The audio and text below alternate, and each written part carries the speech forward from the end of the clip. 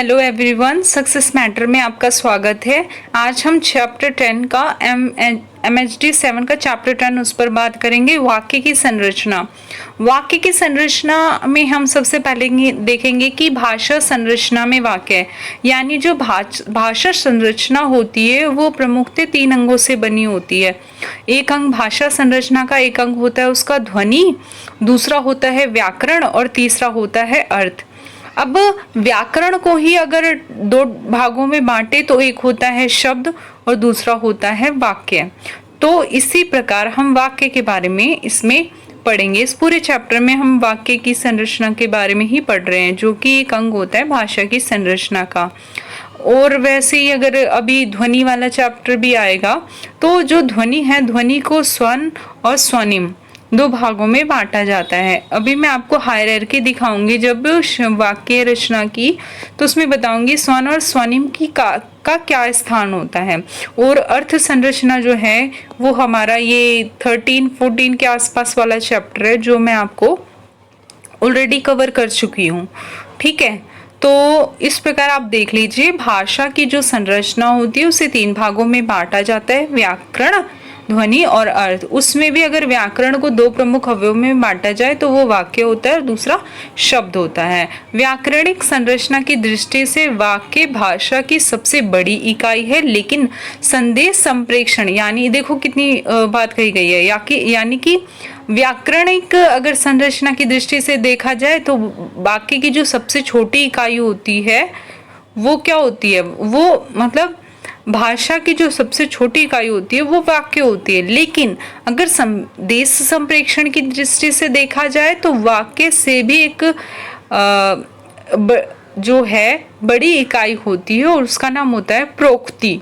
ठीक है, यानी कि प्रोक्ति सबसे बड़ी होती है अगर संदेश संप्रेषण की दृष्टि से देखा जाए, और उससे छोटी वाक्य होती है। और व्याकरणिक दृष्टि से देखा जाए तो वाक्य ही होती है सबसे बड़ी इकाई। ठीक है, जो वक्ता के पूर्ण मंतव्य का प्रतिनिधित्व करती है, प्रोक्ति की बात हो रही है। यानी प्रोक्ति भाषा की वह इकाई है जो वक्ता के अभीष्ट मंतव्य संदेश को पूर्णतः श्रोता तक पहुंचाती है। देखिए इसका मतलब क्या है, मैं आपको एक डायग्राम से समझाती हूँ। ठीक है, डायग्राम है यहाँ पे हमारे पास जिसमें हायरार्की दिखाई गई है। ठीक है, और वो वाला कहाँ पे है, यहाँ पर आएगा, मैं आपको दिखाती हूँ। ये देखो यहाँ पर क्या है, प्रोक्ति सबसे ऊपर होती है ना। भाषा संरचना में वाक्य अन्य घटक के बारे में जैसे दिया हुआ है तो हायरार्की है ये। ठीक है, भाषा के विभिन्न घटकों में हायरार्की किस प्रकार होती है। प्रोक्ति जो होती है वो सबसे ऊपर रखी जाती है। प्रोक्ति से छोटी इकाई भाषा वाक्य होती है, वाक्य से छोटी इकाई उपवाक्य होती है, उपवाक्य से छोटा पदबंध होता है, पदबंध से छोटा शब्द होता है, शब्द से छोटा रूपिम होता है। रूपिम की संकल्पना वाला जो प्रश्न है वो मैंने कवर कर रखा है एक वीडियो में। ठीक है, आप देख सकते हैं। और स्वनिम होता है। ठीक है, तो ये हायरार्की होती है भाषा के विभिन्न घटकों की। ठीक है, इस प्रकार आप ना धीरे धीरे जब ये पूरा पैराग्राफ पढ़ लेंगे ना तो आपको और अच्छे से ये चीजें समझ में आ जाएगी। ठीक है, इतना समझ में आ गया होगा कि भाषा संरचना में व्याकरण के 2 रंग होते हैं, शब्द और वाक्य, और वाक्य के बारे में आप पढ़ रहे हैं। ठीक है, और व्याकरणिक संरचना की दृष्टि से वाक्य जो होती है भाषा की सबसे बड़ी इकाई होती है, जबकि संदेश संप्रेषण की दृष्टि से देखा जाए तो वाक्य जो होती है भाषा की सबसे बड़ी इकाई को हम प्रोक्ति कहते हैं। ठीक है, वाक्य संरचना के स्तर में उपवाक्य और पदबंध के बारे में हम पढ़ेंगे। ठीक है, तो उपवाक्य क्या होता है, उपवाक्य वो होता है वाक्य से जो छोटा घटक होता है उसे उपवाक्य कहते हैं। वाक्य एक उपवाक्य भी हो सकता है और एक से अधिक उपवाक्य भी हो सकता है। ठीक है, कहने का मतलब है जैसे मैंने एक मकान खरीदा। ठीक है, तो ये एक स्वतंत्र उपवाक्य है, यानी कि ये उपवाक्य है और ये वाक्य भी हो सकता है। ठीक है, जबकि 2 उपवाक्य मिलकर भी वाक्य बनता है। जहां वाक्य में केवल एक उपवाक्य होता है वह स्वतंत्र उपवाक्य होते हैं, इसे सरल वाक्य भी कहते हैं। अभी देखिए आगे से उदाहरण से और अच्छे समझ में आ जाएगा आपको, है ना। जैसे मैंने एक मकान खरीदा जिसमें 4 कमरे हैं। ठीक है, तो इसमें क्या है, मैंने एक मकान खरीदा, स्वतंत्र उपवाक्य है, खत्म हो गया। जिसमें 4 कमरे हैं वो डिपेंड करता है आगे वाले वाक्य पे। ठीक है, तो अस्वतंत्र ठीक है। अस्वतंत्र उपवाक्य है, ठीक है, तो स्वतंत्र उपवाक्य अस्वतंत्र उपवाक्य से मिल गया तो भी वो वाक्य बनाएगा, ठीक है। वाक्य में उपवाक्य की संख्या एक हो सकती है, एक से अधिक कितनी भी हो सकती है ना। जब जिन वाक्यों में दो या अधिक उपवाक्य होते हैं, वाक्यों के बीच दो प्रकार के संबंध संभव होते हैं। एक होता है अस्वतंत्र, दूसरा स्वतंत्र उपवाक्य हो सकता है।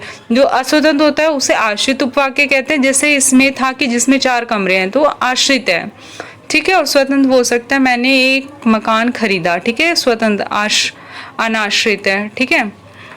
तो ये आश्रित नहीं है, ये स्वतंत्र है, ठीक है। तो ये दोनों मिलके क्या है, स्वतंत्र उपवाक्य अस्वतंत्र उपवाक्य मिलके वाक्य बनाते हैं। जो उपवाक्य दूसरे उपवाक्य पर आश्रित होते हैं उन्हें आश्रित वाक्य कहते हैं, ठीक है। सेठ जी ने जेब से पैसे निकाले और लड़के को दे दिए, है ना। सेठ जी ने जेब से पैसे निकाले और लड़के को दे दिए, यानी कि क्या हुआ, सेठ जी ने जेब से पैसे निकाले लड़के को दे दिए, मतलब क्या है कि ये वाला भी स्वतंत्र, सेठ जी ने जेब से पैसे निकाले उसका लड़के को दे दिए, वो भी स्वतंत्र है। तो दो स्वतंत्र वाक्य मिलकर भी वाक्य बनाते हैं, ठीक है। इस तरह आप इधर नीचे वाले से साफ साफ देख सकते हैं कि सरल वाक्य वो होता है जिसमें केवल एक उपवाक्य होता है, ठीक है। संयुक्त वाक्य होता है जिसमें दो स्वतंत्र उपवाक्य मिलकर जब एक साथ जुड़ते हैं तो वो क्या होते हैं, संयुक्त उपवाक्य बनाते हैं। वहीं पे मिश्र वाक्य वो होते हैं जिसमें एक स्वतंत्र होता है और दूसरा जो होता है वो आश्रित होता है ना, अस्वतंत्र होता है, और दोनों मिलते हैं तो वो मिश्र वाक्य बनाते हैं, है ना। तो अब इसी तरह आप ना पदबंध के बारे में पढ़ेंगे। पदबंध क्या होता है, वाक्य से जो छोटा इकाई हो तो उपवाक्य से जो छोटा होता है उसे पदबंध कहते हैं। उपवाक्य पदबंधों से मिलकर बनता है, जो उपवाक्य होता है वो पदबंधों से मिलकर बनता है। प्रत्येक जो वाक्य में कर्ता कर्म पूरक क्रिया विशेषण और क्रिया आदि का एक निर्धारित प्रयोग स्थान होता है। इन स्थानों पर प्रयुक्त होकर संज्ञा विशेषण क्रिया विशेषण क्रिया आदि शब्द वाक्य में कुछ निश्चित भूमिका निभाते हैं। कहने का मतलब इधर उदाहरण से आप समझ जाएंगे। इन स्थानों पर जो शब्द समूह प्रयुक्त होते हैं होने की क्षमता रखते हैं उन्हें पदबंध कहते हैं। जैसे देखो कर्ता पदबंध, ड्राइवर गाड़ी धो रहा है, तो ड्राइवर जो है वो है ना एक पद है, शब्द है ना, वो कर्ता पदबंध है। और वहीं पे गाड़ी कर्म पदबंध है, क्रिया क्या है, धो रहा है, तो गाड़ी ड्राइवर धो रहा है, ये हो गया पूरा कर्ता कर्म और क्रिया पदबंध मिलके ये पूरा एक वाक्य बना दिया, ड्राइवर गाड़ी धो रहा है। इसी तरह कर्ता पदबंध ये भी होगा कि मेरा ड्राइवर, इसी तरह कर्ता पदबंध वो भी होगा जिसमें हमारा पुराना ड्राइवर, है ना। तो इस तरह जो कर्ता पदबंध है उसमें आगे एक्स्ट्रा जोड़ देने से कोई दिक्कत नहीं होती, है ना। 3 पदबंध जो हैं, ड्राइवर गाड़ी धो रहा है, ये तीनों घटक यहाँ कर्ता कर्म क्रिया के प्रकार स्थान पर प्रयुक्त है ना। प्रकार की दृष्टि से ड्राइवर, मेरा ड्राइवर, हमारा पुराना ड्राइवर में कोई अंतर नहीं है क्योंकि तीनों कर्ता स्थान पर प्रयोग हुए हैं, है ना। यहाँ 3 पदबंधों में शीर्ष एक ही है, क्या है, ड्राइवर, है ना। पदबंधों के विस्तार 4 प्रकार से संभव होते हैं, जैसे शीर्ष में विशेषण जोड़कर भी हो जाता है, जैसे फल के आगे मीठा, मीठा फल बन गया, और कपड़े के आगे बच्चे के कपड़े, है ना। ऊपर और व्यक्ति के साथ लिख दिया, ऊपर के मकान में रहने वाला व्यक्ति, तो ये भी क्या है, ये भी क्या है, पदबंध है, कर्ता पदबंध है ना। उसी तरह 2 या अधिक शीर्षों का प्रयोग भी हो सकता है, जैसे राम और सीता। इसी तरह बच्चे, बूढ़े और जवान, इसमें 3 है ना, 3 जोड़कर बना दिया। इसी तरह आम, संतरे, अनार और केले, ठीक है। तो पदबंधों का विस्तार 4 प्रकार से संभव हो सकता है।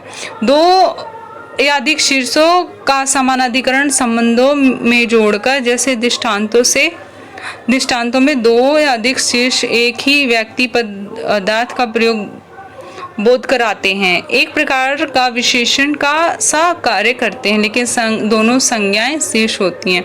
हमारे निर्देशक श्रीलाल गुप्ता, मेरा लड़का सतीश, है ना। तो यहाँ पे श्रीलाल गुप्ता हमारे निर्देशक है ना, ऐसे मतलब ये शीर्ष शब्द जोड़ दिए जाए, इससे क्या होता है कि तो भी वो पदबंध ही कहलाता है, इसमें विशेषण विशेषता जोड़ दी गई है, ठीक है।